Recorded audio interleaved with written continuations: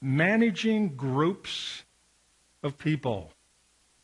Now, social conflict is a means to an end used by the ruling elite to instill in the population an unqualified dislike for any other group of citizens, to successfully maintain an unbalanced society in need of controls, and thus introduce their new world order, according to Adrian H. Craig in his book, The Story and the New Mandarins. So notice that social conflict is a means to instill in the population an unqualified dislike for any other group of citizens. So the idea is to present a conflict to keep people fighting against each other instead of paying attention to what the government is doing. George Wilhelm Friedrich Hegel, 1770 to 1831, German philosopher. His ideas of introducing conflicts to motivate planned outcomes was essential to the ideas of Marxism, communism, and terrorism.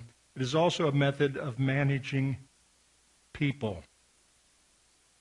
This is called Hegelian dialectics.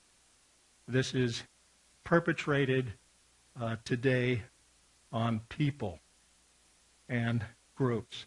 One way to manage groups or the populace to arrive at desired goals is to foment opposition within each group or nation. The idea is to keep the focus on each opposition group away from the leaders while the government acts as the benevolent peacemaker.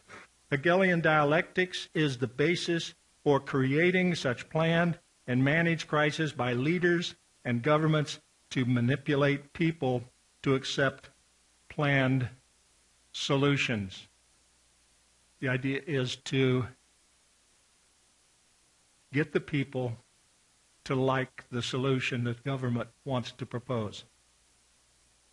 Dialectics is implemented by a crisis being created or taken advantage of to produce tension in order to get the people to demand relief.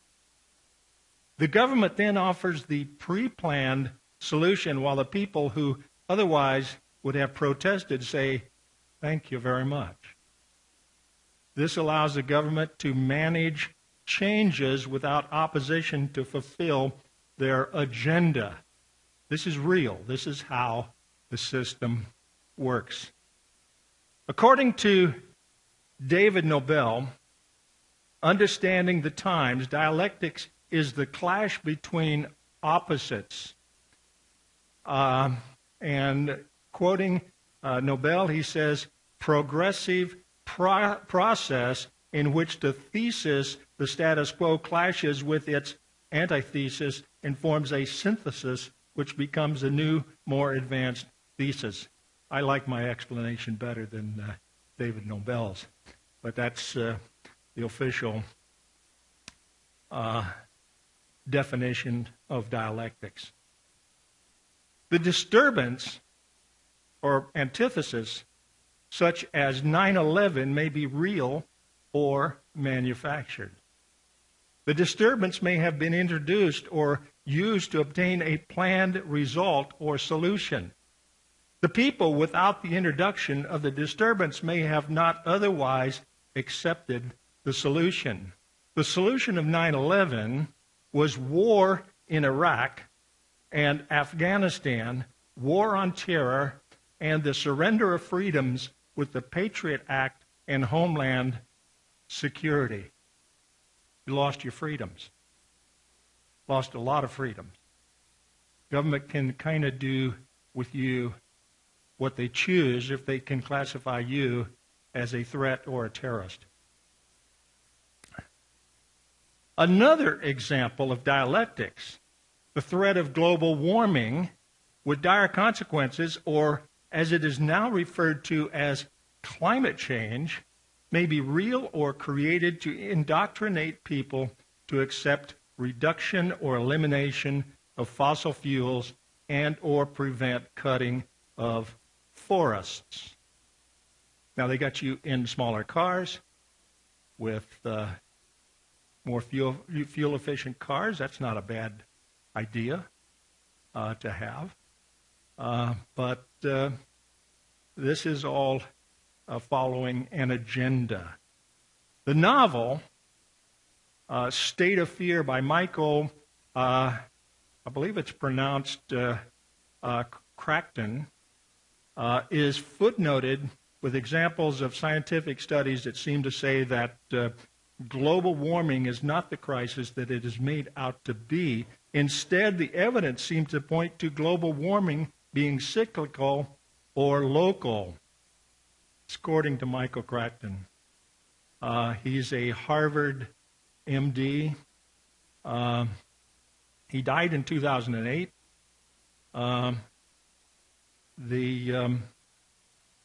He wrote a number of books. They are generally available yet today. And they were filled with what he says are facts. Whether or not the premise of the book, that global warming is not real, that's the premise of the book, is true or not, is not important to our discussion. What does matter is that many crisis situations are used to further political agendas. So they create a crisis to fulfill a political agenda. And when you watch your government, what's going on, consider what they're telling you in light of what their real motivation and agenda is. In fact, State of Fear may itself be propaganda to further a personal or political agenda itself. So, as much as I like the premise of the book, you still have to be careful about, because truth is hard to discern today in this modern system that we have going, where we get news in sound bites, and it's very difficult to figure out what the truth is, because the news is given to you from the perspective of whoever is delivering it. So with dialectics, truth is disguised. So you may not be able to figure out the truth. Dialectics identifies the problem as antithesis or opposite disturbance, thing, idea, or situation that produces tension. The tension continues until the people accept the solution, at which time synthesis or status quo is reached, producing the new thesis or desired change. No new tension, antithesis, is introduced in opposition to the new thesis until further change is desired. So they continue right along. When they want to produce change, suddenly there's a crisis that they will either create or use, whether it's real or manufactured. Another example of how dialectics works is illustrated by the following. If denying the right to gun ownership is the politically desired result, then the media and government would focus their efforts on the evils of gun ownership and need for gun control, producing a national debate causing tension. That's pretty much what they're doing. They haven't totally succeeded, because there are strong lobbies out there for gun rights, what have you, but they would take you right away in a flash if they could pull it off. If the tension is great enough and the propaganda effective, then the people will demand and accept the pre-planned solution, loss of right to gun ownership. In effect, the government didn't impose the change, the people demanded it. So if they can get you to demand the change, the government's in the driver's seat, or whoever wants to make the change is in the driver's seat, and you have demanded it, so it's all on you. The purposes of war. The purposes of war. Have you ever thought about what the purpose of war is? It's to control inventory, which is to be wasteful, In other words, corporations have things to sell. So the more the government or whoever wastes, the more they can sell. Manage the population. In other words, the population is becoming out of hand. A war can manage population. That's population control. In other words, they're sending people to their death for population control.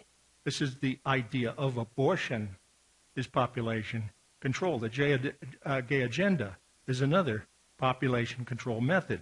And provide an enemy. That's another purpose of war, is to provide an enemy or conflict by which the focus of the people governed may be distracted from the plans of the government. So other issues such as abortion rights, birth control, and homosexual rights are also population control methods foisted upon us by the policies of the ruling elite. That's what they are. They've sold you a bill of goods. They've lied to you. This is, since Margaret Sanger in particular, this is what they've done to you. Now, Margaret Sanger here is founder of Planned Parenthood. She was a eugenicist, which means that she believed that some people were inferior to others and should be controlled or eliminated. That's one of the reasons she founded Planned Parenthood, is to eliminate, particularly in her mind, she went after the black people. She wanted to eliminate blacks. The ruling elite, like Hitler's Germany, influenced by the writings of Galton and Sanger, have been heavily involved in eugenics programs that believed that only the fittest had a right to produce offspring. Blacks and Jews were not fully evolved, and that the sick and elderly were useless eaters. Because of these ideas, this is why Margaret Sanger, founder of Planned Parenthood, took her eugenics programs to the black communities to lessen the number of dysgenic stock whom she believed included Jews, Catholics, Negroes, and Gypsies, among others. These same issues are used dialectically along with the racial agenda to keep the nation divided in order to control the masses. That's what's happening. Changes in worldviews, how people perceive their world, are brought about by dialectics. Dialectics, as conceived by George Hegel, was foundational to Marxism and communism. Propaganda plays a major role in fomenting the required tensions in the dialectical process. It needn't even be true. Dialectics or tension produces struggle that is relieved when the tension is removed. When change is desired, governments, leaders, or others wishing to create a change simply introduce a tension or crisis to get people or groups to demand the change they might otherwise not want. Demonstration, riots, violence, and other forms of civil disobedience can be effective instruments to create an attitude of change. The general idea is that there is a threat, whether real or manufactured, used for the purpose of change. Whether or not you believe that 9/11 was an inside job, 9/11 was used to institute the Patriot Act, a substantial loss of freedom, loss of constitutional rights exchanged for security. Also, the war on terror constitutes a perpetual state of war intended to rally people to support government actions without question or opposition for your own good. Media and propaganda. John 8:44 says, "Ye are of your father the devil, and the lusts of your father ye would do. He was a murderer from the beginning, and abode not in the truth, because there is no truth in him. When he speaketh a lie, he speaketh of his own, for he is a liar and the father of it." So, if you're being lied to, you're being lied to by the father of lies. In 1983, and this will show you how times have really changed. In 1983, 50 corporations owned the media in the United States. There was newspapers. There was, I think, in 1983, where a lot of people were still getting their news from the newspapers. Certainly, they were turning more and more to television. I remember when I was a child, radio was a big thing. We got our news from the radio and the newspaper. The newspaper is certainly a major source of news during the 40s and 50s. Today, the media in this country is controlled or managed by only 6 conglomerates: Time Warner, Walt Disney, Viacom, News Corporation, CBS Corporation, and NBC Universal, with their key owners maintaining membership in the globalist thinking Secretive Council on Foreign Relations, or CFR. Now, you'll only hear about CFR by reading the backdrops of news bites that you see on TV. They'll never tell you what this organization is. They'll never mention it. They might say that somebody is speaking at the Council on Foreign Relations, but they don't tell you what it is. It is a secret organization that much of the elite and the corporations, and particularly the news media corporations, belong to Brian Jennings, or not Brian Jennings, he's long gone, but Brian Williams is certainly a member of the Council on Foreign Relations, and he's in trouble right now.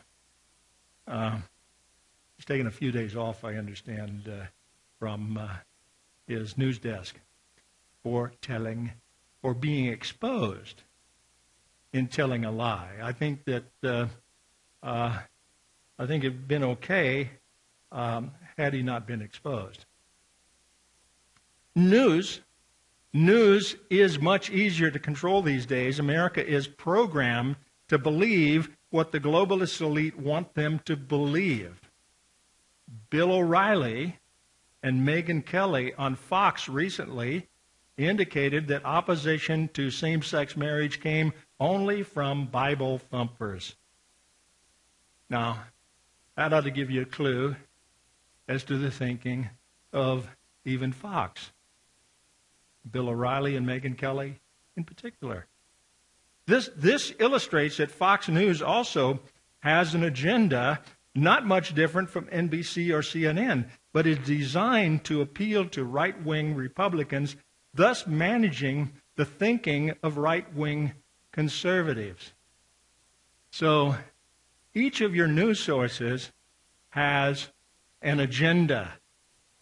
Fox appeals to conservative Christian Republicans, while the opposite is true for NBC and CNN and some of the others. Very difficult to learn the truth today.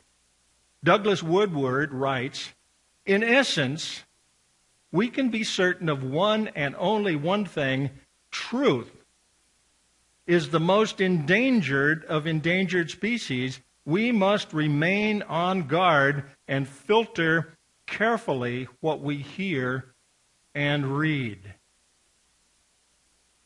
Notice this admission from a well-known newspaper editor of the Washington Post, and Ben Bradley. This is Ben Bradley. I think he just recently passed away, if I'm not mistaken. He says, I'm interested in causes, he says. We don't print the truth. We don't print the truth. We don't pretend to print the truth, he says.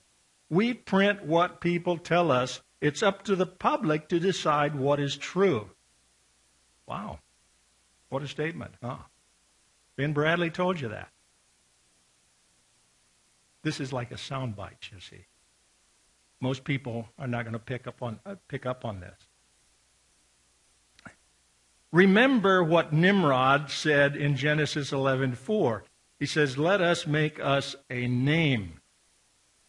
Let us make us a name is central to the man-centered religion of humanism. They say, give man the glory. We have accomplished this great thing. Man is attempting to share the glory reserved exclusively for God. In the hearts of the builders of the tower and the New World Order, it is for the glory of man. Symbolism is part of the deception. Notice the following. Look at the Freedom Tower. That's up in New York right now, the Freedom Tower. As above, so below. That's what it symbolizes. Do you see the upside-down triangles as opposed to the right-side-up triangles or pyramids, if you might say? Notice the hidden occult symbolism in the shape of the tower, upright and inverted pyramids. Now, this is secret knowledge in plain sight. As above, so below. Look at the symbolism in the media. Look at Madonna there. Look what she represents. She represents Baphomet, which is a satanic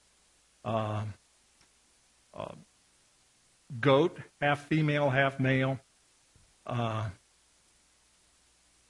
satanic symbol, and she is representing that in her act there. And also with one hand raised and the other hand lowered, this symbolizes as above, so below. Now, this is also symbolized in, this is ancient, this is old. This is old stuff. This goes back a long ways. If you'll notice the depiction here of the three pyramids at Giza, they represent as above, so below. And how do they do that? They do that because they represent the belt in Orion, the constellation Orion. They're pointing towards Orion. Okay? That's not the only symbolism that you can get from Giza, but this is the case. And there's been a number of researchers that have looked into this and have come up with the same conclusion. This symbolism is found in other parts of the world, but here in Giza, it's very well laid out. You can see that one of the stars in Orion's belt is kind of out of alignment with the other two. Do you notice that? And that's the same way with the pyramids at Giza. So the implication is conclusive that this is what was depicted. There's other reasons for believing that, but that would require another study. We will now discuss how men are manipulated. We will then address the Luciferian spiritualist ideas that have infected the nation and world towards acceptance of the end-time apostasy. So, we're going to look at mind manipulation, changing perceptions. John 8:45 says, "And because I tell you the truth, ye believe me not."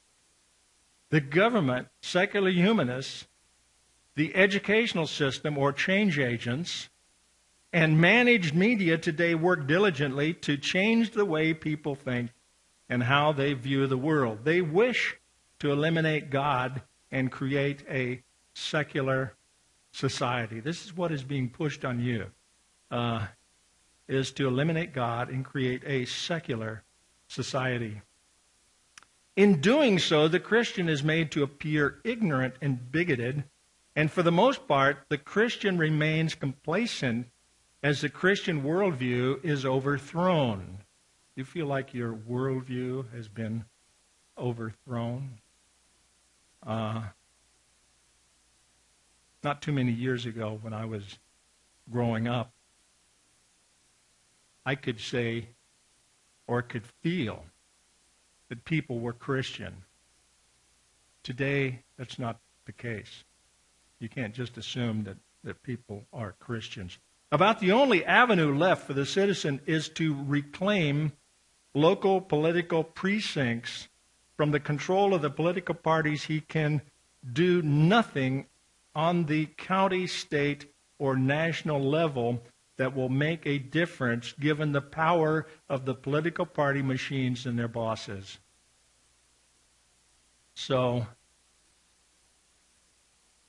if you're focused on the federal, state, county, you're not going to succeed. You got to focus at the precincts if you're going to make a change in the political system. Okay? You got to take over precinct by precinct. Okay? Yet many Christians and Christian organizations focus their efforts to do exactly that, seeking to Christianize the political nation. To establish a world empire, Nimrod needed a city or headquarters to bring unity to the people, and he also needed a motive to inspire and encourage his followers. Let us make us a name. So, many leaders act in the same manner. We are deceived as to the actual goals while we are given carrots or propaganda to motivate us in the direction they want us to go. Psychologist Dr. James McConnell of the University of Michigan wrote in 1966, "If you give me," listen to this very carefully, by the way, "if you give me any normal human being and a couple of weeks, I can change his behavior from what it is not to whatever you want it to be, if it's physically possible. I can turn him from a Christian into a communist and vice versa. Look, we can do these things. We can control behavior." University of Michigan. This is not some flaky source. This is a psychologist from the University of Michigan at the University of Michigan. Much of this is done through media messages and teaching methods. Some of it is done subliminal. A lot of it is done subliminally. Subliminal messages, visual, verbal, and presentation techniques are employed to control targeted mass audiences. I mean, there's, if you saw somebody carrying signs, vote, kind of impresses in you that they want you to vote for somebody. Notice that, remember the movie The Matrix? Morpheus says, talk to Neo. You see he's offering him a red pill and a blue pill. And he says, you take the blue pill, the story ends. If you take the blue pill, the story ends, Morpheus says. You wake up in your bed and believe whatever you want to believe. You take the red pill, you stay in Wonderland, and I show you how deep the rabbit hole goes. What he's saying is we're living in Wonderland today. We don't know the truth. They're not telling us the truth. They're manipulating us for whatever motives they want. Our histories have likewise been tampered with towards reprogramming society. Much of the official history of the world has been rewritten to suit the political worldview of the time, the government, or of the author. The victors, those in charge, always get to write the history. Our history books have been lying to us for many, many, many years. They taught as fact that George Washington chopped down a cherry tree. I cannot tell a lie. They basically said that was taught as fact when I was a child. Okay? It's not true. They lied to us. To the modern historian and teacher, relative truth replaces absolute truth in meeting agenda goals.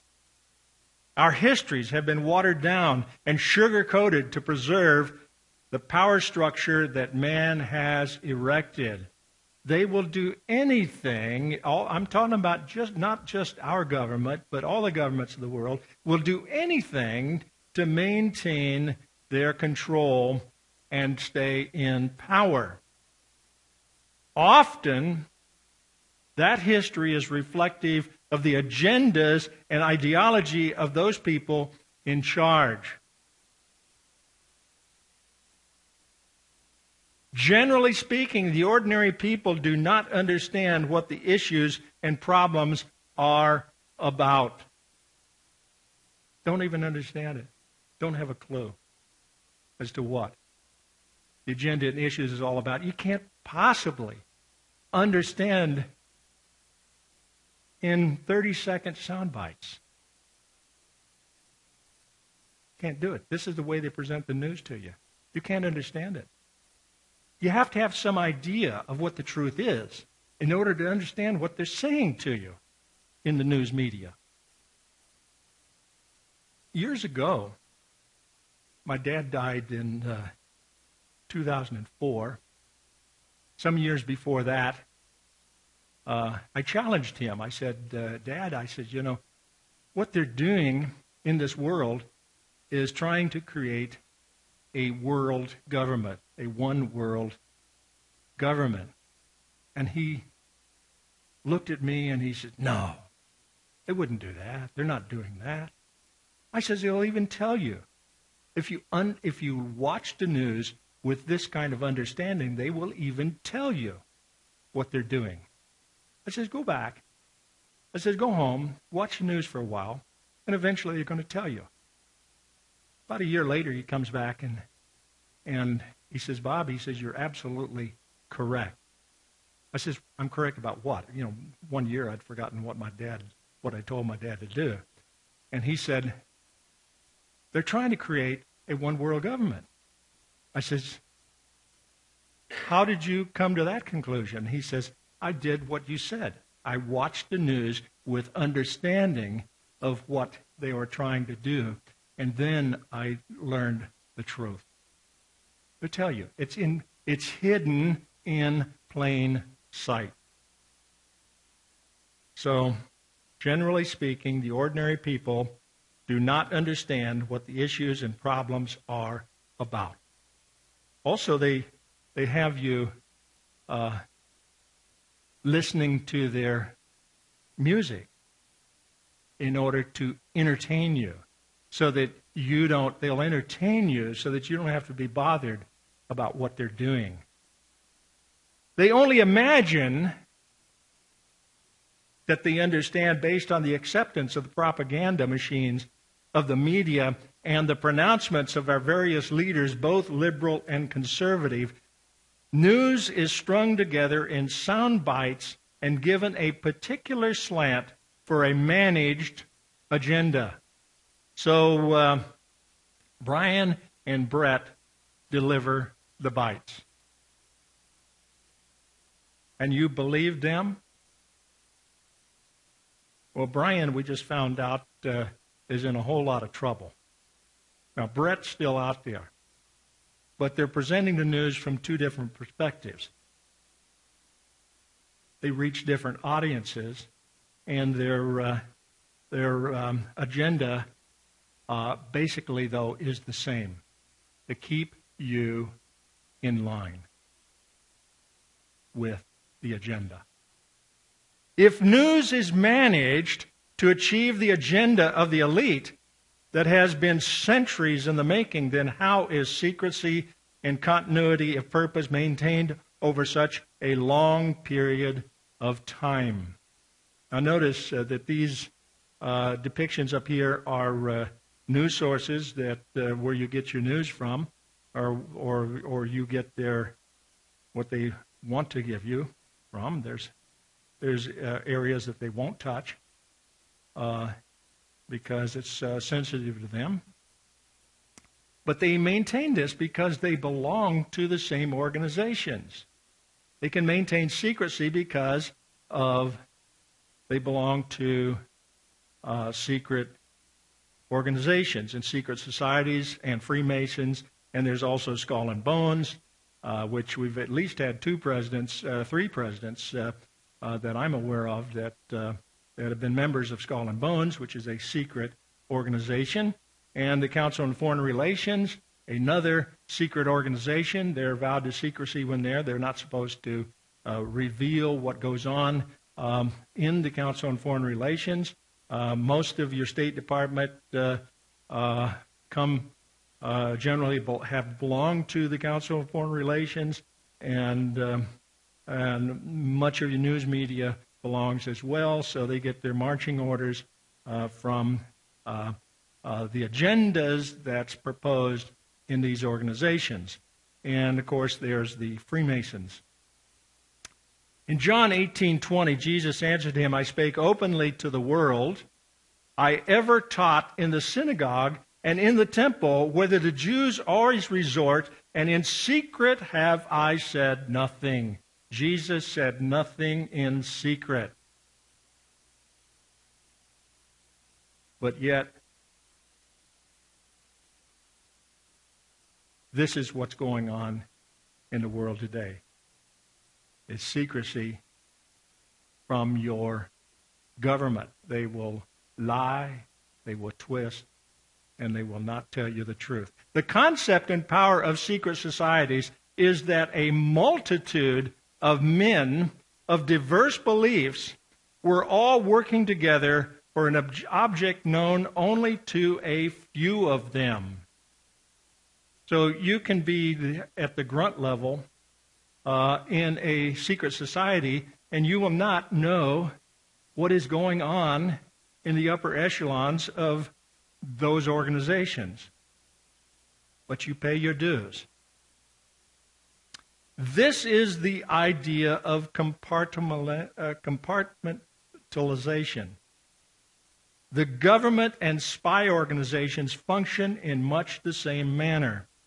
You only get to know what you need to know for the job that you're doing. Low-level bureaucrats are compartmentalized so that none know enough to understand the big picture. This was the concept of secret societies as practiced by the early followers of Islam, and the same idea was used by Adam Weishaupt for the founding and goals of the Bavarian Illuminati. According to historian Nesta Webster, secret societies have been formed far in the past, and the ancient secret societies of the past were the foundation for the secret societies that we see today. Secret societies play an important role in guiding the world in the direction that wealthy elite families wish. Even the Islamic organizations of the Middle East, such as the Muslim Brotherhood, are formed as secret societies. Were you aware of that? According to historian Nesta Webster, from very early times, occult sects had existed for two purposes, esoteric and political. Templars had combined secrecy and occult rites with the political aim of domination. We shall find this double tradition running through all the secret societies movements up to the present day. Webster quoted, now listen to this quote, from British Prime Minister Benjamin Disraeli in his comments in the House of Commons on 14 July 1856. Listen carefully. There is in Italy a power which we seldom mention in this house. I mean the secret societies. It is useless to deny, because it is impossible to conceal, that a great part of Europe, the whole of Italy and France, and a great portion of Germany, to say nothing of other countries, is covered with a network of these secret societies. Just as the superficies of the earth is now being covered with railroads, and what are their objects? They do not attempt to conceal them. They do not want constitutional government. They do not want ameliorated institutions. They want to change the tenor of land, to drive out the present owners of the soil, and to put an end to ecclesiastical establishments. Some of them may go further. Prime Minister Benjamin Disraeli in the House of Commons, 56? Yeah. Now, 20 years later, Disraeli had not changed his mind when in 1876 he said the following: the governments of the present day have to deal not merely with other governments, with emperors, kings, and ministers, but also with the secret societies, which have everywhere their unscrupulous agents and can at the last moment upset all the government's plans. So, despite what the History Channel is telling you, this was the opinion of a very high-ranking British Prime Minister in the 1800s. Now, a professor by the name of John Robison in England, he wrote about Freemasonry. He wrote about the Illuminati. In 1739 to 1805, professor of philosophy at the University of Edinburgh, in his book Proofs of a Conspiracy, published in 1798, writes concerning subversive doctrines. He says this: I have observed these doctrines gradually diffusing and mixing with all the different systems of Freemasonry till at last an association has been formed for the express purpose of rooting out all the religious establishments and overturning all the existing governments of Europe. Founding Father Thomas Jefferson was accused of being an Illuminatus by the Reverend Jedediah Morris of Charleston, South Carolina. Jefferson, in a letter to Reverend Bishop James Madison on 31 January 1800, strenuously defended the Illuminati and described Weishaupt as an enthusiastic philanthropist. Jefferson also strenuously attacked those who wrote exposures of the Illuminati. In 1792, Jefferson was also accused by Alexander Hamilton of helping to foment the French Revolution. Certainly Jefferson was supportive of the French Revolution. Jefferson stated that he wholeheartedly embraced the principles of the French Revolution. It must also be reported that he never denounced a policy of depopulation, to which purpose the Reign of Terror was employed to solve the unemployment problem by reducing the population from 25 million to between 8 and 16 million. That was their intention, is to reduce the population. The Reign of Terror never reached this goal, but resulted in the death of about 300,000 souls in the French Revolution. A lot of those had their heads lopped off. Many Freemasons believe that their craft is essentially Christian. However, much has been written by Masonic authorities concerning the aims of the craft. One such authority, Viscount Leon de Ponsens, explains that the Masonic religion is atheist rationalism. Atheist rationalism. He further states that the destruction of Christianity is indispensable to Masonry in order to establish this new political and social city in its place. The deeper meaning of the struggle is religious. It is a conflict between God and man led by reason alone.